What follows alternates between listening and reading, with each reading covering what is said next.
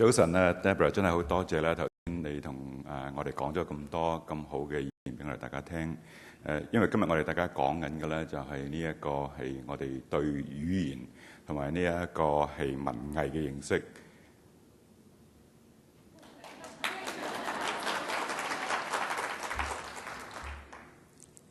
Sorry, I was just talking in Chinese.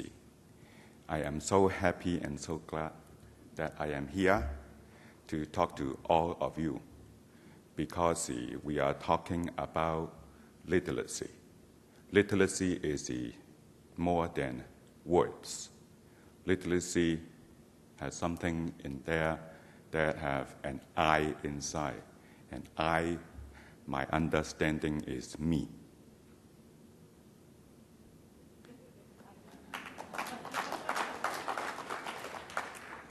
I just want to make a point. The point I want to make is that it's difficult, actually, if you're one of those 37% of people who come to this country not speaking English. You as an audience sitting out there listening to me talking in Chinese, just think back how you felt.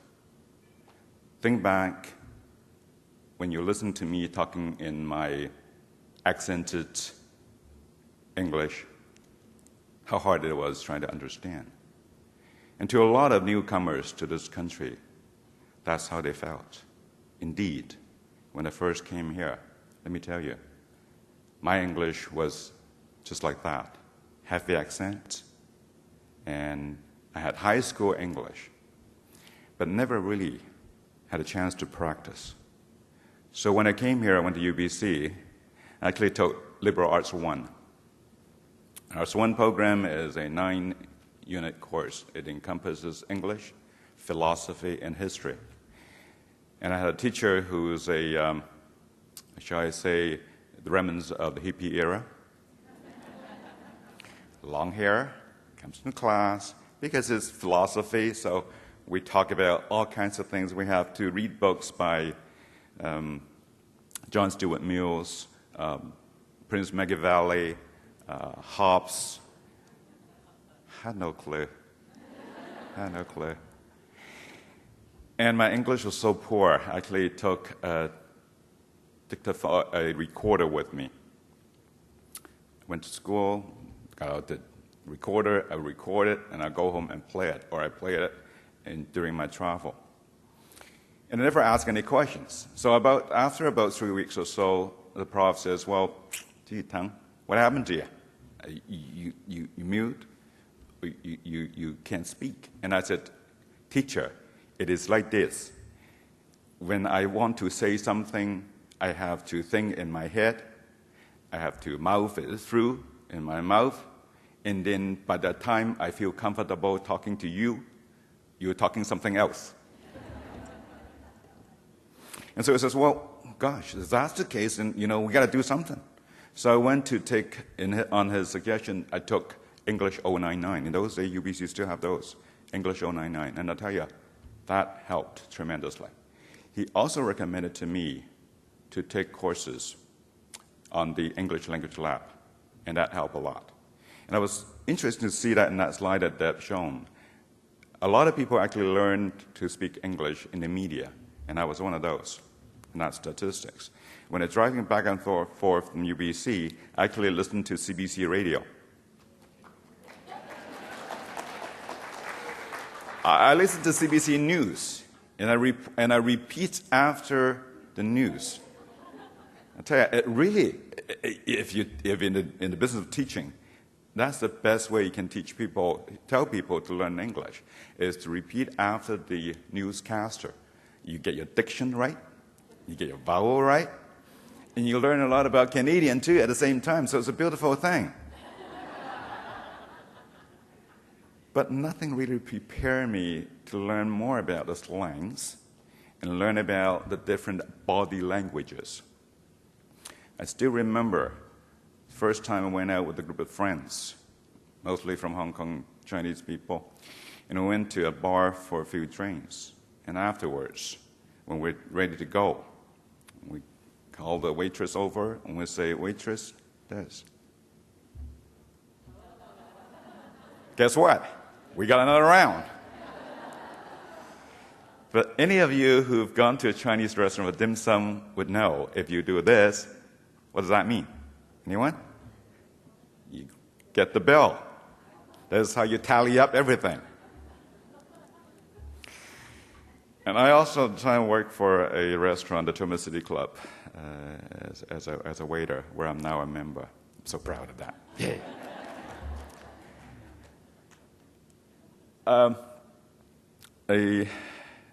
Another waiter who's from the Middle East asked me, "Tung, come over."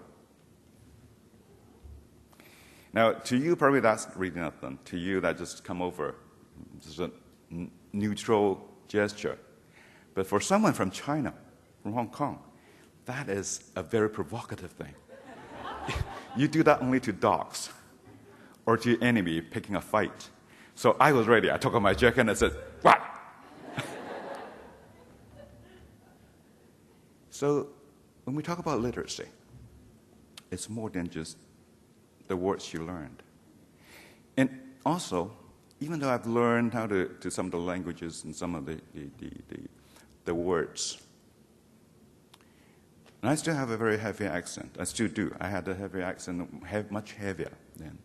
And in 1990, when I decided to run for council, friends told me, says, "Tung, you know what? Half the time we don't understand what you're saying." In fact, actually that time was I was in Kelowna. The bank moved me. I joined TD Bank in 1978. And I said to them, look at me, you know? And that was black hair, right? It's not kind of gray. Yellow skin, former president of Chinese Student Association, active in the Chinese community, and so send me to Chinatown.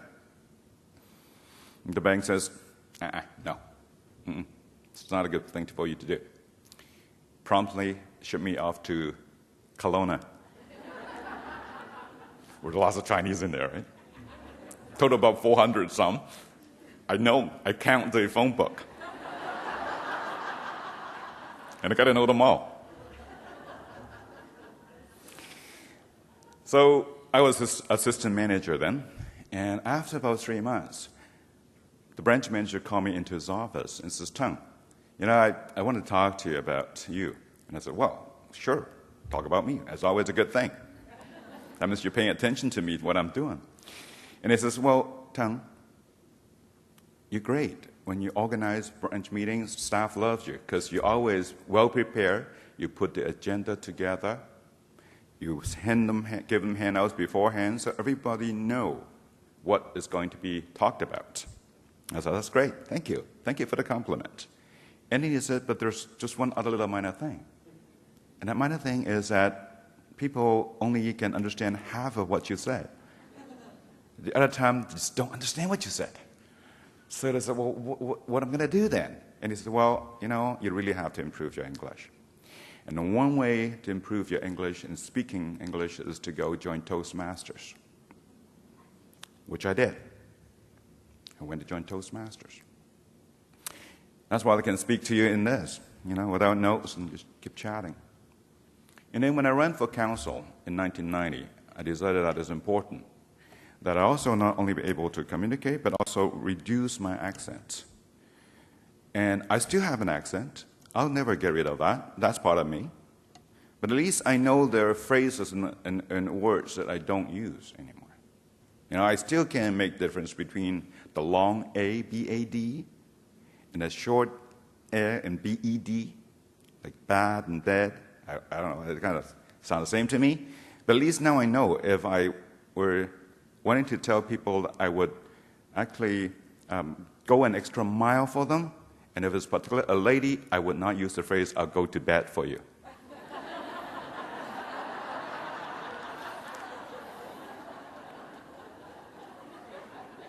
And I have a problem pronouncing the word V as in Vancouver.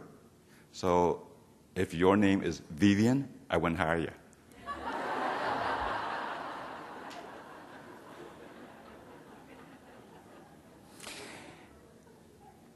But joking all this aside, I think it's important for people like myself, a newcomer to this country, that have a safe environment, an environment that we don't feel threatened to learn.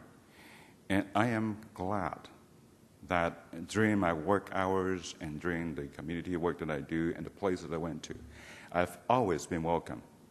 I've always found people who are willing to give me that extra time, allow me to progress.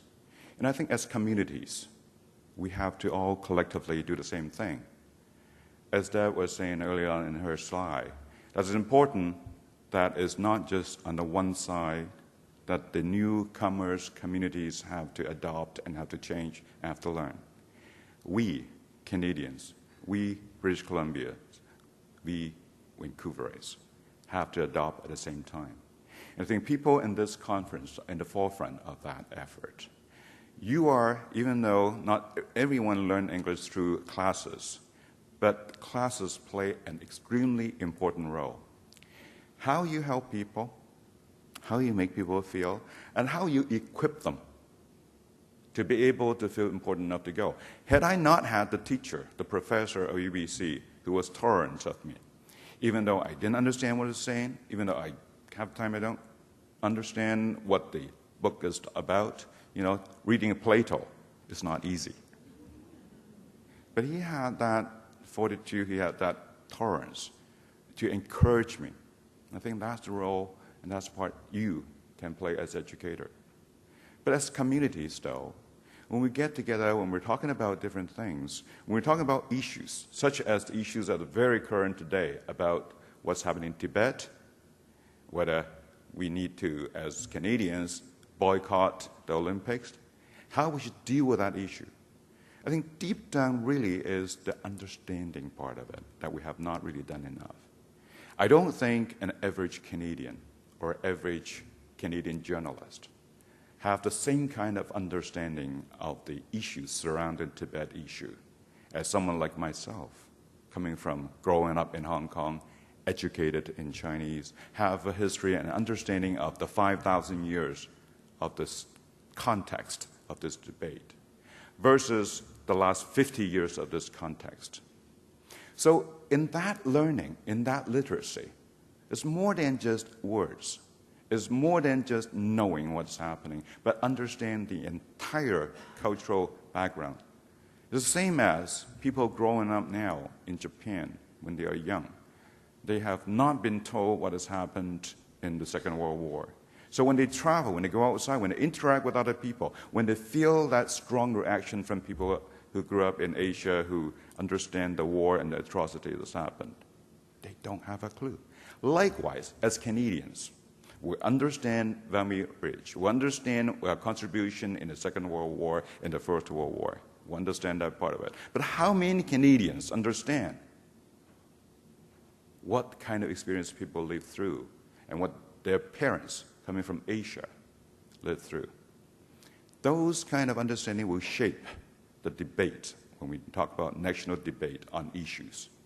And those kind of issues, those kinds of cultural understanding and those kind of depth of understanding is required because we are living in more and more multicultural community.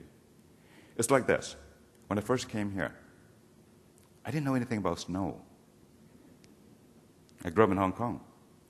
And I had no need to know about snow conditions. I had no need to know the difference between powder snow or compact snow, wet snow, because I never have to deal with them. But when I'm coming to Canada, when I go up to ski, I know I have to learn those things. Because I know if I don't know enough about snow, I can break my knees. I might apply the wrong kind of wax. Likewise, when we're now dealing with the multicultural communities, when we're dealing with so many people from so many different countries, it's up to us, not only the new Canadians, it's up to us, all of us, to learn, to understand. Because people, not only that, the value system, the culture system, understanding would provide that kind of context. The other thing, when we talk about literacy, when we talk about words, is the different shades and colors of words. Particularly for those of people like myself who learn English as a second language. When I first came here, when I'm upset, I tell people I'm upset. That's the only word I know to use. And now I've learned to use words like, I'm not feeling comfortable, I'm angry, that's not right. I have a range of words I can use. So when we, you, us, talk to newcomers in the community, not as a teacher, people here in this room are better equipped to understand that. But people in the community may not understand. I have, in fact, had to deal with a situation in my workplace. Someone who is from Hong Kong like myself wrote a short email to someone who's born and raised here and says, my staff, this person is the manager of the IT department. And he wrote an email and says, my staff felt he was harassed by your staff. Wow. You know what he actually meant? Just, my staff, when he was at your office, he wasn't feeling comfortable because of the conversations. And he came back and told me. But he chose the word harass, because that's the word he used. The other end who received it says, well, harass, wow, harassment, workplace harassment, that's big.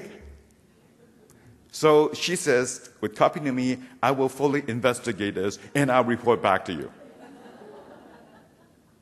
So she went and did the investigation. All that was that the IT supporting person go in, there was a bit of misunderstanding. So one of the staff in this program office asked a few pointed questions. It's nothing out of the ordinary. At workplace, a lot of times you just ask those pointed questions. The technicians happens also to be someone from Hong Kong. He's not used to being asked those pointed questions. So he felt uncomfortable. He felt that he was being not treated nicely. And those are really the words. He came back and told his boss.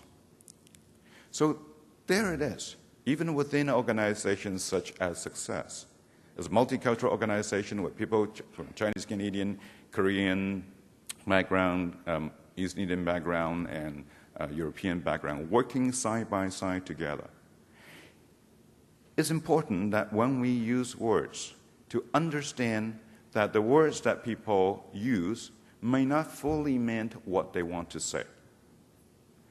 And in this society where communication is so important, a lot of times that has caused people not to understand each other's position, a lot of times cause conflicts. And those conflicts are entirely unnecessary.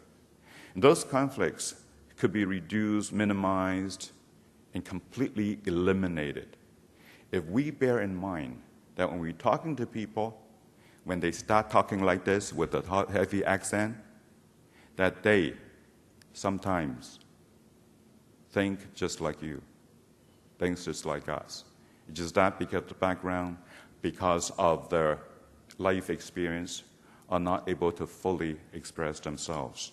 And in workplace, a lot of times that has hindered a lot of people's advancement. We talk about underemployment. We talk about failure to recognize people.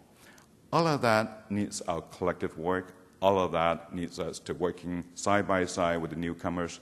On the one side, the newcomers, communities, individuals. On the other side, a host community, you and I together working to make this a better community to live in. Thank you.